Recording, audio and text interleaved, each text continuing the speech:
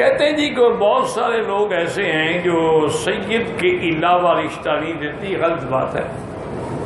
سید تو یاد رکھو کوئی ذات بھی نہیں ہے، اصل تو قوم قریش ہے. سید مانا سردار.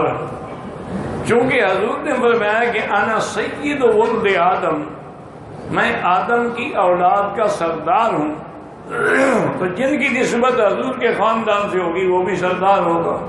یا جیسے فرمایا کہ سیدہ شباب اہل الجنت الحسن والحسین، قیامت والے دن نوجوانوں کے سردار حسن حسین ہوں گے.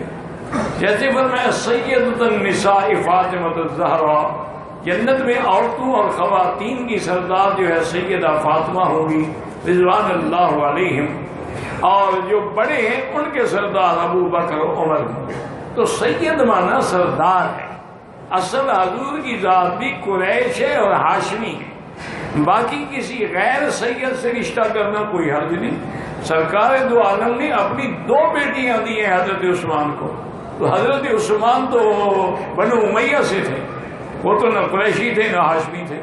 تو اگر حضور کی بیٹیوں کا نکاح ہو سکتا ہے تو دوسروں کا بھی ہو سکتا ہے. یہ بات علماء نے لکھا ہے کہ آدمی کوشش کرے کہ خاندان برابر کا ہو.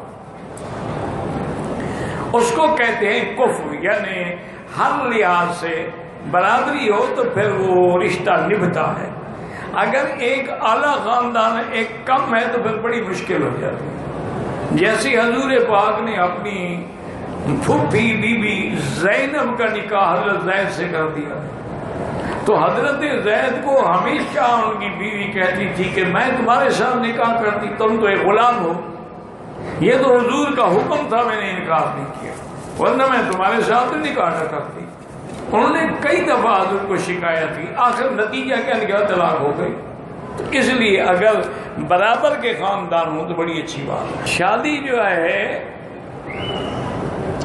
کس کی مرضی سے کرنی چاہیے؟ والدین کو، والدین بھی، اور جس سے آپ شادی کرنا چاہتے ہیں وہ بھی راضی. کیونکہ اگر وہ راضی نہ ہو، صرف آپ کے والدین راضی ہیں تو کوئی فائدہ نہیں. لازمی بات ہے کہ تمہارے والدین بھی راضی ہوں، اور جہاں رشتہ ہو وہ بھی اور اس کے والدین بھی راضی ہوں.